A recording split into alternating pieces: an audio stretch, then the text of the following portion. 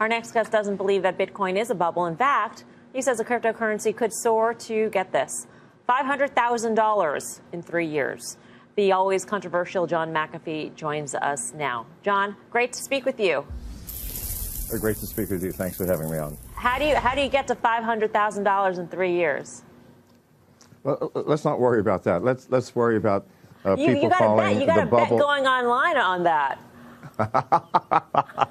Yes, I do. People are calling Bitcoin a bubble that's bursting. Now, keep in mind that 2 months ago, Bitcoin was at $2,900, and people were saying it's never going to hit 3. Well, it hit 4 and it hit 5. If you look at the long-term trend of Bitcoin, it has been consistently up. I mean, who cares that it dropped $1,000 from $5,000 after it went from the $2,900 to $5,000 in 2 months? It's still ahead from what it was 2 months ago. You know, my company is one of the largest miners in America, and one of the nice things about mining is it doesn't matter what the price of Bitcoin is. We still make money. As the price goes down, there are fewer competitors for mining, and the difficulty rate decreases, and we simply mine more coins. So I know as well as anybody what the price of Bitcoin is, and it is consistently increasing. I understand. You're going, oh, wow, the bubble's burst. Go ahead. You know, Jamie Dimon was very clear yesterday that he's a big fan of the blockchain technology, and most people actually who even, call Bitcoin overvalued or what have you, they are believers as well in the blockchain technology. These are two separate issues. So why is that Bitcoin necessarily has to rise to these heights because you're a believer in blockchain? As you do, as you believe. Well, no, I don't think that the Bitcoin rise has anything to do with the belief in the blockchain. Okay. It simply has to do with the belief in cryptocurrencies. I mean, once you start using cryptocurrencies, whether it's Bitcoin or Monero or Litecoin, it doesn't really matter. You see the facility, you see the ease of use, you see that without a central bank control, the value of that currency depends upon the users of that currency. And why is Bitcoin growing so fast? Because it's getting more users. More people are believing. If I do a transaction with a credit card, I have to put in my name, my address, my credit card number, the code on the back, my billing address. Well, that takes 5 or 10 minutes, especially for someone my age. But with Bitcoin, it's 15 seconds. Give me your wallet address. Here's the amount. Done. Once you see the facility of cryptocurrencies, once you see how fast they are transacted, then suddenly fiat currencies, credit cards, central banks make no sense whatsoever. Maybe it's too easy, though, John. I mean, how do you... I'm sure the government would like to track where this Bitcoin is going, and they would love to tax people on this. And so if you use Bitcoin, you may not have that sort of paper trail, so to speak, as to where people are making revenues or earning money. So are you concerned that government intervention in some way could actually slow this down? Well, it can't slow it down, but there will be government intervention. Why? Because as people start using more and more cryptocurrencies, things like Monero, which cannot be tracked at all, when they start using these things, suddenly governments are going to start losing income tax revenues.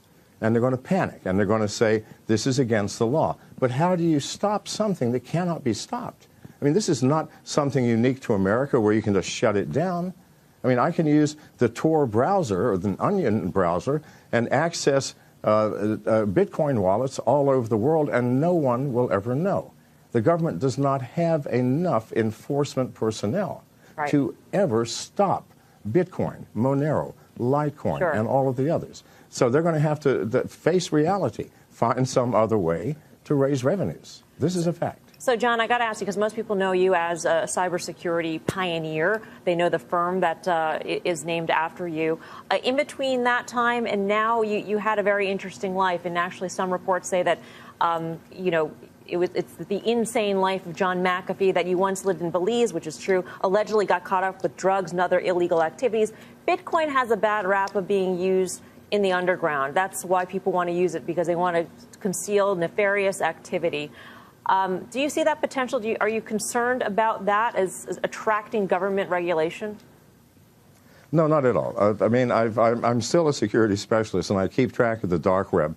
Bitcoin is very seldom used anymore on the dark web. It has been replaced by Monero as the currency of choice, because Monero is absolutely anonymous, cannot be tracked, either sender or receiver of any transaction. They're literally invisible.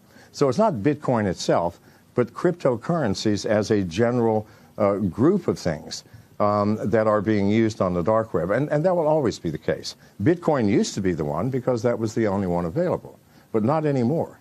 So Bitcoin is sort of out of the dark web and into the light. And 99.99% of its use is legitimate. So, you know, John, I don't know if you know about this, but, you know, Jamie Dimon watches the show pretty frequently. He's probably listening to you right now. I mean, do you have any words for him as to why he's got it wrong? I mean, would you want to place that same bet that you made on the internet with Jamie Dimon, for instance? No, I would like to say this, Mr. Dimon. I respect you, sir, for your position. You know, people who rise to your position are not idiots.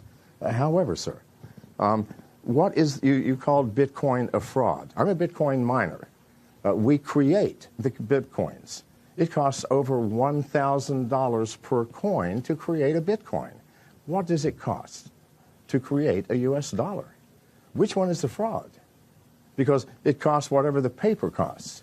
But it costs me and other miners over $1,000 per coin. It's called proof of work. We have put massive amounts of computing power and electricity in creating these coins.